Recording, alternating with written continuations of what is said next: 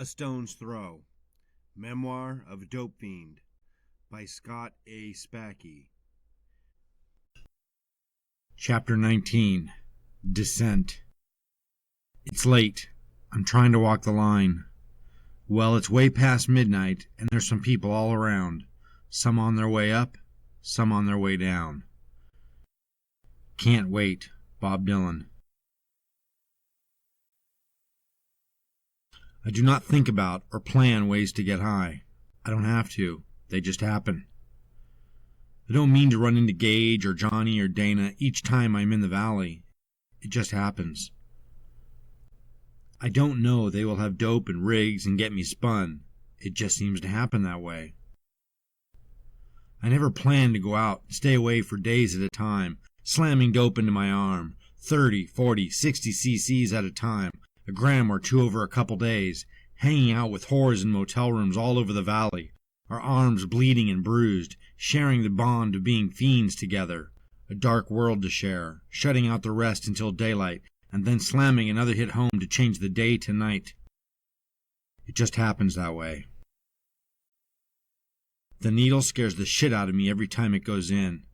The rush is so extreme, I never know if this is the one that is going to put me on the floor, flopping like a fish, foaming at the mouth. I go out and meet up with Dana. We spend 48 hours doing dope, 5 or 6 hits each day and through the night. We do a lot of dope. When we run out, we go to Johnny. Johnny has not seen me in a long time. He's high as fuck, living in a friend's garage. He's so glad to see me, he showers me with attention. He offers me a hit, so I do it. 65 cc's, almost a half gram at once. My brain hits the fucking wall. 10 minutes later, he offers another, so I accept. Johnny doesn't offer Dana a hit at all. He sees Dana pretty regularly and is not enamored or impressed he's there. I know Dana needs dope too, but I say nothing to help him out. It feels shitty, but I would not expect him to risk a hit by opening his big mouth for me either. I'm still rushing off the first one, my blood and pulse pumping overtime from 2 days of dope. Another 50 cc's and I'm over the edge of the world. Johnny and I are so fucking spun, we're on another plane of existence. 10 minutes later, he offers me another. Fuck it, yeah, I say. Let's see if this is the one that kills us both. We laugh our asses off, gallows humor, and get spun a third time. And then a fourth. Inside an hour, I have almost a gram of dope slammed into my veins. No wonder I feel indestructible. I don't feel real. No one could survive that, so I must not be real. The come-downs are the truly vicious part of using, and the severity of a come-down after doing the hits like I did with Johnny are of psychotic proportions. With every binge, I go despairingly, headlong into them again and again, trying each time to handle it a little better, making every effort to accept it as part of the high. What goes up? I use all sorts of psychology to get me through the come-downs. I don't know if I am better or worse at it than other tweaks. We all suffer like lame mutts when the dope begins to make its exit, and the body and mind fight like titans to get more. Every Sunday, or Tuesday or Thursday, whatever day of the week I run out of everything and finally admit defeat and turn toward home, I pull the denial trigger and tell myself, I'm in deep shit, but I'll be fine. I've been more fucked up than this and stayed up longer too. I can deal with it. I can deal with it because I have to. Since I have no choice, it is simply a mind over matter proposition. And it is true. I have almost habitual practice at getting up after a binge and going to work and actually performing. I don't perform right or well, but I scrape through. Some days are worse than others, though, and my paranoid mind does cartwheels on the job. I wonder if anyone can tell. I bet I smell like dope. Fuck, I don't think I can keep going. I'm so wiped out. Son of a bitch, did I piss my pants? It's funny. I don't spend much thought on whether getting strung out and trying to work a construction job is somehow wrong in the first place. It is merely a condition and circumstance, like work and rent, pissing when you drink beer, or women and heartache. I do dope and I freak out about work. Hours before I freak about work, I freak about going home. When I get home, I need to appear as normal as possible, but since being fucked up is virtually my normal state, it is easy to disguise. On most occasions, I come in the door the same way, greeting Jill, warmly but not too much so as not to make her suspicious. She is usually so grateful to have me home, she doesn't risk the time together for a lecture session. There is nothing to win if she nags, just time lost. She knows I will only agree, sob, get intense, and apologize, depriving her of her fight to be right. Approaching come down, my opinion of myself is low and hopeless. I am aware of the needless, selfish pain I'm causing. I do not feel there are words that can justify my neglect or where I have been, so I'm passive and agreeable. Jill and I have adopted a don't ask, don't tell policy. She doesn't ask where I've been or what I've been doing, and I don't offer up the terrifying and disgusting truth. If I come in late, Jill might be in bed, reading and watching TV. We lightly chat, and she'll maybe tease me about being away and being buzzed, with just an edge of cruelty to subtly let me know she is seriously hurt and angry. I go into the bathroom to shower, the bright light stripping away any anonymity I have, putting my shame under a spotlight that is impossible to hide from. My many reflections in the mirrors give me real images back, my nakedness accentuated by how lean my body is, not quite emaciated, but unhealthy and withdrawn. The most prominent features are the 3 or 4 red marks in the crook of my arm, which is tender and sore when I extend it, like a bruise. It makes me shiver and I have to look away, not really able to accept it, keeping my arm slightly bent in an attempt to nurture the bruise and also to try to deny it all. I shower, get into bed with Jill. If the lights are off already, it lets me know in advance what not to expect. I brush up against her, surprised to feel her naked flesh, which sends a different signal, making me hopeful I might seduce her. If she is in flannel, I am forced straight to the paranoia and anxiety portion of the come-down, but tonight she is mostly nude, and I want, now need, the closeness and affection. I try to touch her, and she pulls away, but slightly. I confess a few minor sins to show I care, to bond, and to seem vulnerable. I make small apologies, wishing I could do more for her, come clean about what is really in my head, and what I really know about myself, and how far I might go, and often do. But I never tell, because then she would know the truth, that I disappear for days at a time, to push needles full of dope into my arm, begging death and illness to spoil everything, and if she knew, she might try to keep me from my vices, or worse, try to save me, and fail. I never tell, no matter how desperate and terrified I secretly am. She may try to save me, and succeed. She can never win, and neither can I, so I lie next to her and say nothing but a few easy but sincere promises to try to do better, and take her with me the next time I go out so she can keep an eye on me. She still tries to refuse me sex, but I am persistent, and Jill wants me as badly as I want her, just for different reasons. She misses me. My want is searing, but blended with a need for the acceptance into her flesh, something that might redeem me and allow me to be real and something more than what I am. Fucking her might do that, make me a god for a brief while and steam away the past 48 or 54 or 72 hours, allowing me to feel immortal when all I feel at the moment is the harshness of my mortality as the drug slips into my tissues, becoming less prevalent and therefore less potent in keeping me alive. She can resurrect me, so I plunge into her flesh like it is Xanadu, splendid and saving. Her form is a hypnotic paradox of firmness and soft curves. I paw, caress, and grope. Her arousing tension is haven to my hands and mouth. My touches have power from a lust, and my rigid cock swells just being near her. Rigid as it tries to make contact with any part of her, just to merge with the contact. Our skin is literally heated, our sensual parts swelling and wetting.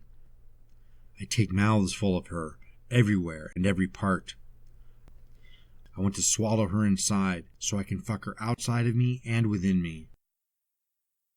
A slow and intense climb up to eroticism where we both come, loud and sweating into each other. When it is over, me all too alert, awake and acutely alone, Jill passes into contented sleep. My thoughts turn to the imminent lack of sleep I am about to endure, and how infinite a night it is to be if I am to sit in the dark feeling every minute the way I am now, experiencing every muon of it passing like a history, almost never ending, just sort of becoming the next one, exactly like the last one, and so on, and so on. All the while, the anxiety over the last few days' failures and excesses are turning into a hopeless tunnel, swirling deeper into something that seems to have no bottom, making me pray it does, even if that bottom is the end of me. Anxiety soon gives way to paranoia as night turns into wee hours, and the wee hours turn into the isolated fact that the rest of the world is silent and sleeping, and I am alone, completely alone, surrounded by the kind of quiet that feels like I'm smothered inside a pillow, quiet that is dense but clear. Insomnia is like fighting a fever. You struggle through it, and it makes the night uncomfortable and long. Insomnia is anxiety and nervousness, and is too many thoughts to control. Worry, anticipation, despair, all happening at once. Come-downs have all those insomnia thoughts and a thick, pasty dose of panic coating. As the rest of the world becomes quieter, my thoughts and paranoia grow louder and begin to take shape, becoming audible. So audible, I think I could hear a worm if it crawled along a stick outside, and I start to wonder at the sounds the world makes when no one is there to make them. Small creaks and chirps and whirs at first, a floorboard, the refrigerator. I hear Cher's wind chimes on the balcony, tapping tinklingly into each other, making their sudden, then fading music. The chimes sound again. By the third time, I am trying to hear the sounds I hear beyond the chimes. I detect sounds that are occurring at the same time. Sounds the chimes are covering up with their own noise. Are the creaks still there? The chirps and whirs? Do they run in the background behind the chimes? I listen intently and feel the quietness of Newport outside my window, as though I'm the only sentry between these invader sounds and the citizens within our townhome. Soon I can actually hear the behind-the-chime sounds, elusive as they are. Outside, something is moving, but only when the chimes tinkle to cover its sounds, something I cannot hear when the chimes are silent. I continue to listen but cannot get a bead on the noise. It ceases when the chimes do. Only a short residual sound is left over when the chimes finally get quiet, like trying to hear the footfalls of someone behind you if they stop when you stop. The chimes sound every few minutes, and around the 20th time, I have it figured out.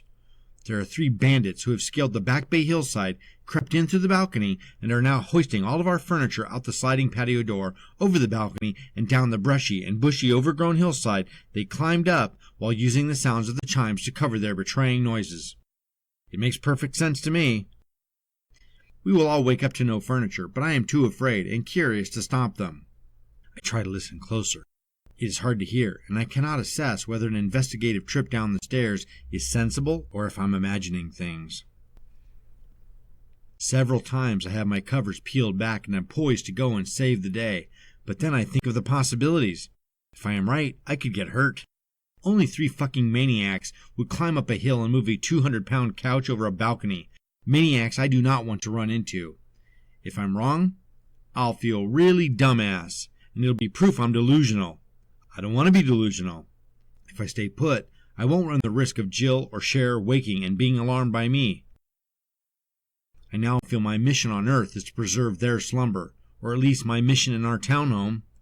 Thwarting the balcony bandits is eclipsed by protecting my roommates from being woken and disturbed by my investigations. The very real, at least to me, distraction of the suspicion that these crimes are taking place right under the floorboards. Wait! There it is again! The chimes and the noise! I lie motionless, afraid my body brushing into the covers is creating too much noise for me to hear, so I listen. Listening for hours and hours.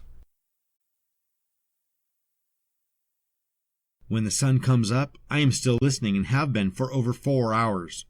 I'm lying stiff as a board, my eyes wide and staring, my head slightly cocked to one side to give me a better angle toward the sounds of theft in our living room.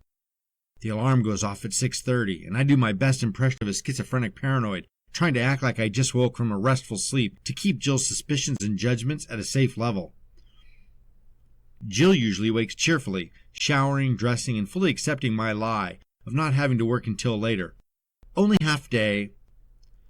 The moment Jill joins me in the waking world, I know what a delusion the bandits downstairs, the DEA helicopter landing on the roof, or the musketeers fighting in the bathroom were. As if she switches on an incandescent bulb in my face and screams, "What are you, fucking crazy?" I drive her to work, large fragments of dope still ping-ponging through my body like a nervous tick but fading fast, and I'm heading toward complete collapse. When I get home, I might be relieved to find that Cher has gone to work instead of having her day off when I'll be dying. I'll head straight for the couch and fall on my face into the cushion. So grateful last night's bandits have replaced my stolen couch with one that looks exactly like it. My body feels hollow, and the night before is erasing itself from my memory as its ludicrousness gives way to intense fatigue. My mind, still very awake like a rogue pinball, careening like the Energizer Bunny through a ghost machine, while my body begins to feel weaker and weaker, beyond a point of weakness and onto a level of negative energy, a void of energy, as if it were being sucked out of me via a straw in the top of my head from someplace core and vital within, making me question if I have ever been animated tissue at all. I can sense the energy leaving my body and spirit, leaving me like a mushy mess, sprawled like liquid on the cushions of the couch. I'm fucking dying. That shit killed me. It's just taking a long time to do it. There is something very fucking strange about this. I've done a lot of dope before, and I never felt like this. There's something freaky about it. I feel like the guy in the Metallica song, One, conscious but immobile, paralyzed. I think I'm fucking paralyzed. What was in that shit? I wonder if this is how an extreme and accelerated condition of hepatitis feels. I must have AIDS. I lie immobilized through the morning and on until noon, unable to understand anything being this severe without actually killing someone.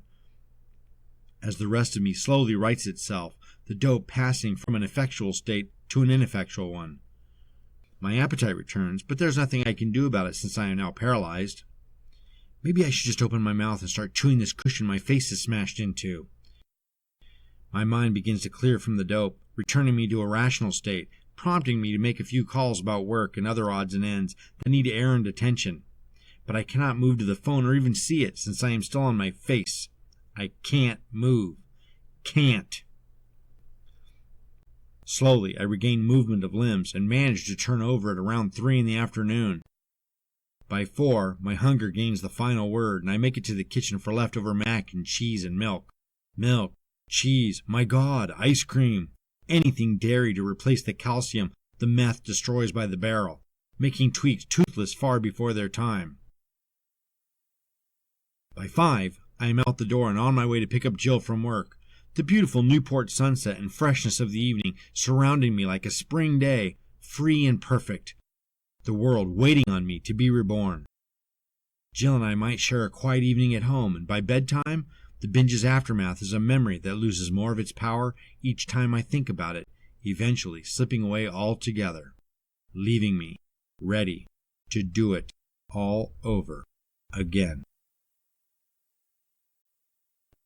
This has become my life. There is nothing good left in me. I cannot stand naked to the world and have anything to offer. I'm a dope fiend, a tweak. I care nothing for myself or anyone else. I don't care enough to make an effort to stop myself, not for me or anyone. I feel absorbed by everyone's problems and consumed by their need for me to be the one who has it all together and make their dreams reality. I have no dreams of my own, only temporary challenges, which I accomplish with ease, just to keep the fakery of my life going on just a little longer.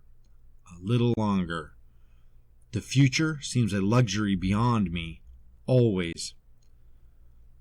I'm now 23. I have matured in ways I cannot fight and regressed in others that compound my confusion to a madness inside.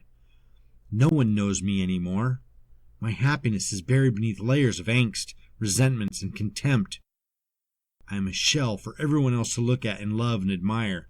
Good-looking cute boy, he's so confident. He gets shit done. He's so smart, smarter than any of us.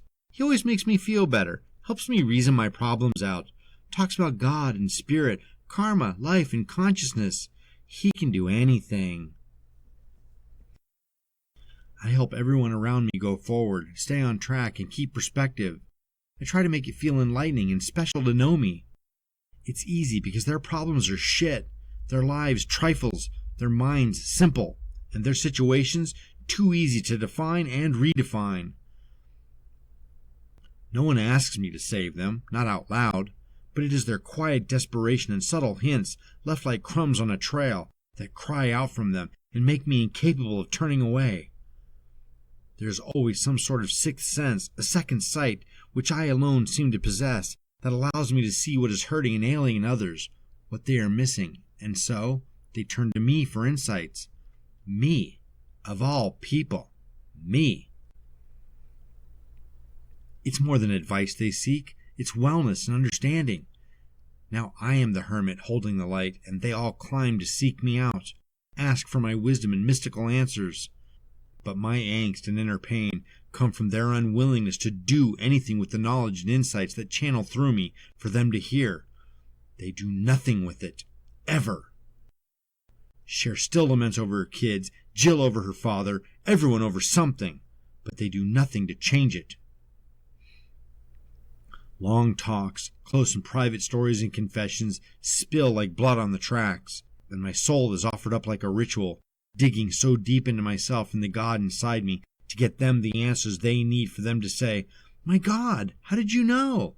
To cry afterward, "It's so true. I see it now. I understand. Thank you, thank you." And turn around the next day as though God had never come and sat with us and opened heaven and hell just so we could have a moment of clarity. I am the reluctant sage for my misfits, the blind leading the blind.